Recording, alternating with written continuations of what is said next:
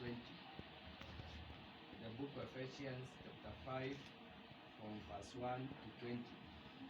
Kwa hivyo naomba tuvumilie tusome kutoka mwanzo mpaka pale 20. Na kama umefika pale, kichwa ile kiko pale kwa Biblia yangu inasema living in the light, ama kuishi kwa mwangaza. Bwana Yesu asifiwe. Kujua kwamba sisi tumeitwa na Mwenyezi Mungu kuishi kwa mwangaza. Bwana Yesu asifiwe. Yeah, we are the children of light. Kama vile Mungu wetu ni mwangaza, nasi anataka tuishi kwa mwangaza.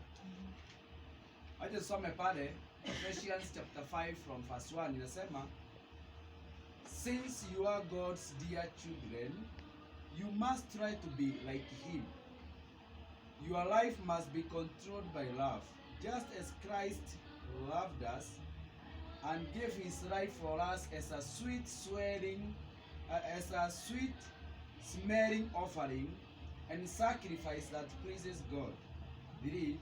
Since you are God's people, it is not right that any matters of sexual immorality or indecency or greed should ever be mentioned among you, nor is it fitting for you to use language which is obscene, profane, or vulgar. Rather, you should give thanks to God. 5. You may be sure that no one who is immoral, indecent, or greed, for greed is a form of idolatry, will ever receive a share in the kingdom of Christ and of God. Do not let anyone deceive you with the foolish words. It is because of these very things that God's anger will come upon those who do not obey him. Verse 7. You have nothing at all to do with such people. You yourselves used to be in the darkness, but since you have become the Lord's people, you are in the light. So you must live like people who belong to the light. For it is the light that brings a rich harvest of every kind of goodness, righteousness, and truth. Verse 10. Try to learn what pleases the Lord. Have nothing to do with the worthless things that people do, things that belong to the darkness. Instead, bring them out to the light. It is really too shameful even to talk about the things they do in secret. And when all things are brought out to the light, then their true nature is clearly revealed. 14. For anything that is clearly revealed becomes light. That is why it is said, wake up, sleeper, and rise from death, and Christ will shine on you. Verse 15. So be careful how you live. Don't live like ignorant people, but like wise people. Make good of every opportunity you have, because these are evil days. Don't be fools then, but try to find out what the Lord wants you to do.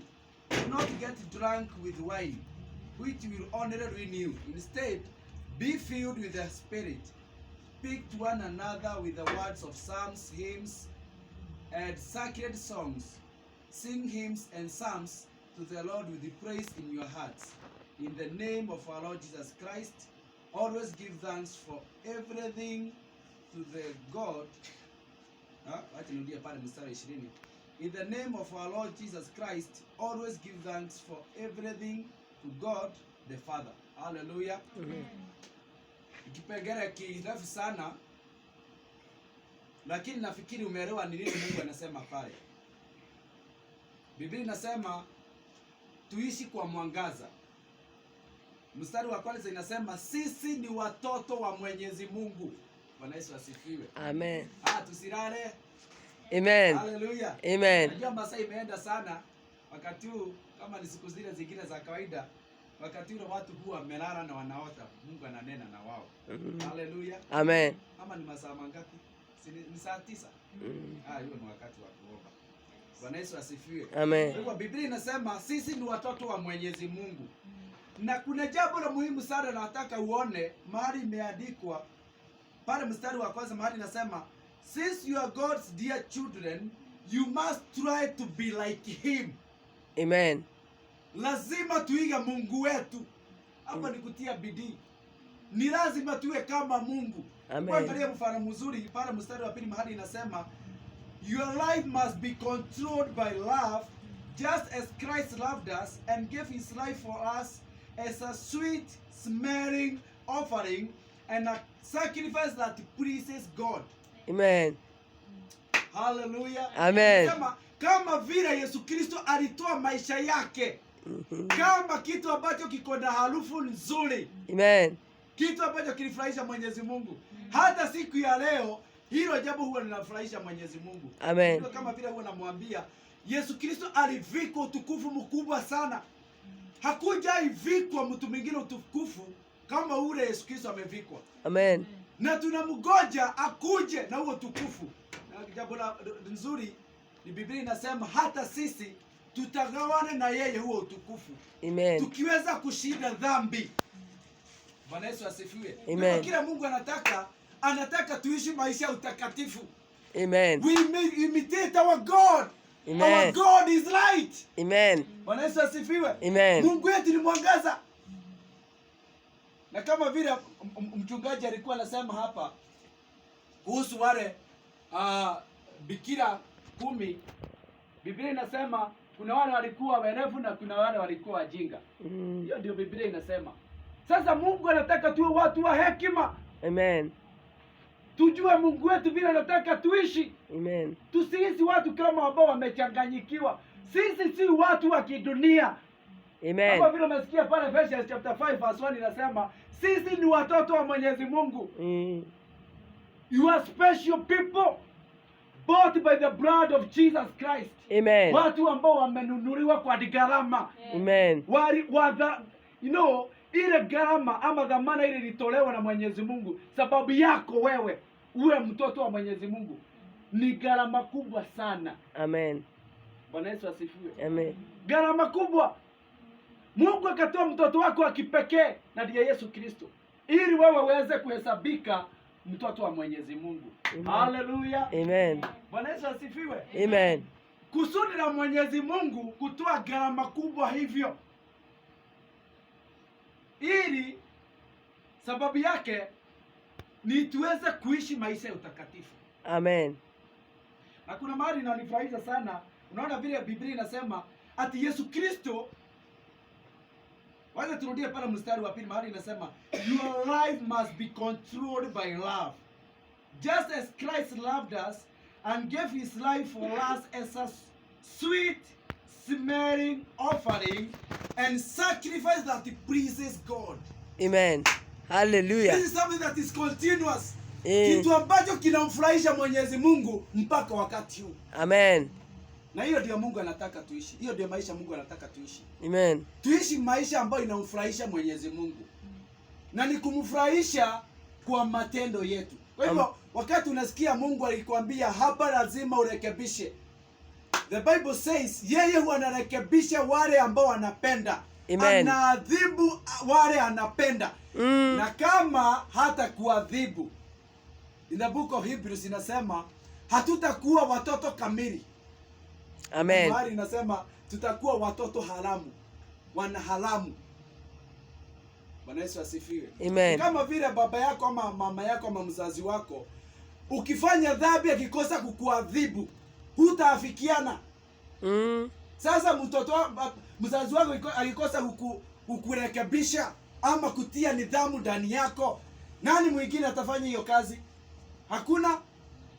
Kwa hivyo Mwenyezi Mungu ndio unaona kila mara wakati tunakaa kama tunaenda kando ama tunatoka kwa ile njia yake, ako mwepesi sana wa kukuja kutuambia wewe mtoto wangu rudi kwa njia ambayo inafaa. Amen. Hallelujah. Amen. Ili baba yetu akiwa pale mbinguni awe anafurahishwa na wewe.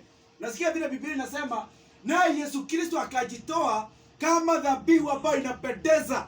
Huwa inapendeza mpaka wakati huu. Huwa inapendeza Mwenyezi Mungu. Amen. Bwana Yesu asifiwe. Amen. Nasi ili tuweze kuafikiana, lazima tuwe tunakubali, tuwe tunakaribisha katika maisha yetu yale mambo Mwenyezi Mungu atatuambia kupitia watumishi wake. Amen. Na hapa kwa hili kanisa huwa nashukuru Mungu, hata huwa nasikia vizuri sana nikishiriki pamoja nanyi, sababu huwa tunarekebishwa wakati tunatoka kwa njia ya Mwenyezi Mungu. Mungu ako mwepesi sana, anakuambia mtoto wangu rudi kwa njia, sababu sitaki uweze kupotea. Amen. Nataka uweze kupata baraka zangu kikamilifu na hatimaye upate uzima wa milele. Hallelujah. Amen. Hebu sikia mstari uko hapa. I think it is verse 3.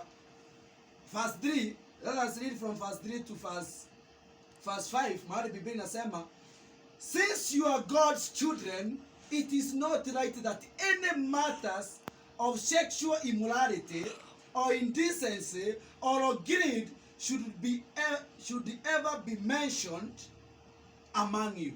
Amen. Kiingereza sijui kama mnakielewa vizuri. Inasema hii baadhi ya dhambi hizo zimetajwa hapo, si kutendwa ndani yenu, hata kutajwa. Amen. Hasifai kutajwa ndani miongoni mwenu. Amen. Nataka uone vile maisha Mungu anataka tuishi. Anataka tuishi maisha utakatifu. Amen. Na kuna mahali Paulo anasema yeye mwenyewe na dhamiri yake haimshuka hata kidogo. Amen. Bwana Yesu asifiwe. Amen. Yaani wewe haujishuku kwa njia yoyote. Na hiyo ndio maisha Mungu anataka tuishi. Tuishi maisha ambayo si ya kushukiwa. Wacha ile hali ya ati umepatikana kwa dhambi, ati umepatikana ukiwa umefanya dhambi. Hata kuhusishwa ama kutajanishwa na dhambi hatufai. Amen. Hebu angalia mstari wa 5 mahali inasema, verse 5, you may be sure that no one who is immoral, indecent, or greed, for greed is form of idolatry, will ever receive a share in the kingdom of Christ and of God. Haya, natafuta mahali this is verse 7.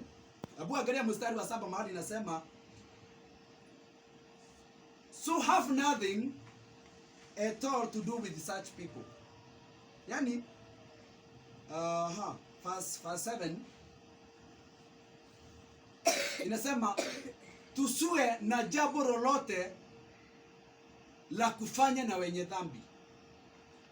Yani inasema hatufai kuwa na uhusiano wowote na dhambi ama watu wale wanafanya dhambi.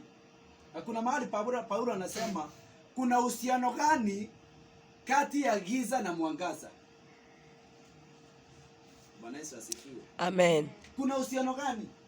Sasa nasi hatufai kuishi maisha ya dhambi, sababu kila Mungu anatutakia, anataka tuishi maisha ya utakatifu kama vile naye alivyo mtakatifu. Na nataka uone yale mambo Mungu anataka tufanye. Verse 19 inasema, speak to one another with the words of psalms, hymns and sacred songs. Sing hymns and psalms to the Lord with praise in your hearts. Naona sasa mambo yale Mungu anataka tufanye ni mambo kama hayo. Mambo yani kusemezana, tukiongea mtu na yule mwingine, unaongea kama ni maneno ya Mwenyezi Mungu unanena. Isiwe ni maneno ambayo si haimfurahishi Mwenyezi Mungu. Inasema speak to one another with the word of psalms, hymns and sacred songs. Sing hymns and psalms to the Lord with praise in your hearts. Kwa hivyo tuimbie Mwenyezi Mungu nyimbo za zaburi. Tuimbie Mwenyezi Mungu nyimbo za sifa. Hayo ndio Mwenyezi Mungu anatarajia kutoka kwetu. Na unaona anasema verse 13, that is verse 14, nasema, for anything that is clearly revealed becomes right. That is why it is said, wake up sleeper and rise from death, and Christ will shine on you. Tuamuke wale ambao wanalala. Sitaki usingizi inasema ya kawaida. Nasema ile usingizi ya dhambi. Amen. Sababu wakati mtu anafanya dhambi huwa amelala. Inasema and rise from death. Sababu wale ambao wanafanya dhambi huwa wanahesabika kama wamekufa. Amen. Kwa mambo ya kiroho wao wamekufa. Amen. Sababu wamejiingiza ama wamejihusisha na mambo ambayo ni ya dhambi, na tukijua ya kwamba mshahara wa dhambi ni mauti. Amen. Kwa hivyo Mungu anatuambia tuweze kuamka, na kama vile nilikuwa namwambia, mahali mtu anajua mambo yake hayaendi vizuri, huyu mwaka ambao tumeanza siku ya leo na kuendelea, sema huyu ni mwaka wa year 2022 peke yake, lakini kuendelea, kila mtu asikia kwamba ama hakikisha kwamba ameboresha uhusiano wake na Mwenyezi Mungu. Amen. Ukifanya hayo hivyo tu ndio tutaweza kumfurahisha Mwenyezi Mungu, na wakati tunakumbuka kuja kwa Yesu Kristo hatutakuwa na hofu, tutakuwa tunajua ya kwamba tumejiandaa kikamilifu, na tutakuwa tunagojea Mwenyezi Mungu ama kuja kwa Yesu Kristo kwa hamu kubwa. Bwana Yesu asifiwe. Amen. Ili yale mambo alituahidi tuweze kuyapata, tuweze kuishi na Mungu wetu milele na milele. Unaona, ukienda Colossians chapter 3 mahali inasema ni vyema tujue ya kwamba, Colossians chapter 3 kutoka pale mwanzo inasema ni vyema tujue ya kwamba uhai wetu halisi uko ndani ya Yesu Kristo. Amen. Kwa hivyo tunafaa kuangaza ama kutazama pale mbinguni, mahali uhai wetu kamili ulipo. Yaani unaona, Mungu anataka kututenganisha na mambo hapa duniani. Hata kama tutafanya kazi ili tuweze kupata chakula na tupate riziki ya kila siku, kila Mungu anataka tushughulike nacho zaidi ni yale mambo ambayo hayaonekani kwa macho. Amen. Ni yale mambo ambayo itaweza kutupatia uzima wa milele. Amen. Unaona, mahali pengine Yesu akasema tuweke hazina zetu pale mbinguni, mahali kutu na nondo na wezi hawezi fikia. Bwana Yesu asifiwe. Amen. Kwa hivyo kuna mambo mazuri Mungu anatutakia, na wakati na ninarudia tena, hata mimi nilirekebishwa mahali ya sasa tuwe tunakaa hapa, na ni jambo la kukubalika, ni jambo nzuri.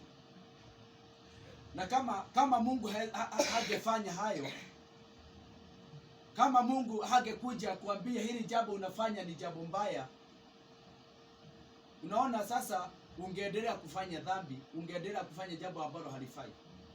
Bwana Yesu asifiwe. Amen. Lakini sasa sababu Mwenyezi Mungu ni mwaminifu, ndio unaona wakati unatoka kwa njia ya Mwenyezi Mungu, ama wakati Mungu anaona mwelekeo wako haumpendezi, ako mwepesi na kuja na kuambia, mtoto wangu, rudi kwa njia ambayo inafaa. Kwa hivyo ndugu zangu, dada zangu, nikimalizia, kila mtu hakikisha ya kwamba ile njia anaishi ama yale mambo anafanya ni mambo yale tu ambayo inatoka kwa Mwenyezi Mungu. Amen. Mambo ambayo ni ya mwangaza. Kuna mahali inasema we are not the children of darkness, bali sisi ni watoto wa mwangaza. Amen. Na ili tuweze kuishi kwa mwangaza, kile chochote ambacho ni cha kidunia tuachane nacho. Kile ambacho ni cha kidunia tuachane nacho. The desires of the flesh. Amen. Tamaa za kimwili. Amen. Bwana Yesu asifiwe. Amen. Sasa hapa inahitaji Roho Mtakatifu aweze kutusaidia tuweze kujua ni yapi ambayo ni chukizo mbele za Mwenyezi Mungu, ili tuweze kuachana naye. Na mambo mengine ni ya kuonekana, hata si ya kuambiwa. Hii inasemanga wazi, kwa mfano kama wanawake kuvalia trousers. Ni jambo si jambo nzuri, hata nyinyi mnajuaga hivi. Wanawake, wanaume kuvalia rastas, hata mahubiri yenyewe inakuambia hiyo mambo hayafai. Ama nyinyi hamuoni hivyo? Sasa useme mimi niko hapa ndiye namhubiria na bado niko na rastas kwa kichwa. Sinaona hilo jambo halipendezi. Halipendezi hasa hata kidogo. Ama niko na earrings, ama mimi ndiye nimepaka rangi nywele. Mambo kama yanapendezi Mwenyezi Mungu. Kwa hivyo sisi ni watoto wa mwangaza, na ili tuweze kumfurahisha Mwenyezi Mungu inatubidi sasa tuishi maisha ya utakatifu. Wacha nisome mstari wa mwisho nikimalizia. Tusome pale mstari wa 8, inasema, you yourselves used to be in the darkness, but since you have become the Lord's people, you are in the light. So you must live like people who belong to the light. Verse 9, for it is the light that brings rich harvest of every kind of goodness, righteousness, and truth. Try to learn what pleases the Lord. Naona Natukumbusha ya kwamba wakati mmoja, wakati hatukuwa tumeokoka, tulikuwa tunaishi maisha ya dhambi, lakini sasa kila mtu atie bidii kuishi maisha ya utakatifu. Amen. Bwana Yesu asifiwe. Amen. Kila mtu ahakikishe ya kwamba kuona ya kwamba anaishi maisha ya utakatifu, sababu tukiishi maisha ya utakatifu hivyo tu ndio tutaweza kumpendeza Mwenyezi Mungu. Amen. Nazo baraka zake zitakuwa pamoja nasi kwa wakati huu na maisha ambayo inakuja. Amen. Bwana Yesu asifiwe. Amen. Tumaini letu la kuishi na Mwenyezi Mungu na kupata uzima wa milele sasa halitakuwa ama litakuwa kamilifu. Kwa hivyo ndugu zangu, dada zangu, Mwenyezi Mungu ambariki, atubariki pamoja tukiendelea kuishi maisha ya utakatifu, tukitamani na kuangaza na kufikiria yale ambayo yanampendeza Mwenyezi Mungu. Amen. Fikirie, kuna mahali Biblia inasema that no one is righteous. Na in the book of John, first John, I think it's chapter 1 verse 9 inasema tukisema sisi hatuna dhambi tunajidanganya na ukweli haumo ndani yetu. Amen. Kwa hivyo wakati unakosolewa, ukubali umefanya vibaya, urekebishe. Bwana Yesu asifiwe. Amen. Kwa hivyo kila mtu atie bidii, hata mimi tuungane kutia bidii kufanya mambo yale yanampendeza Mwenyezi Mungu. Bwana Yesu asifiwe. Amen. Mungu ambariki sana. Amen. Amen.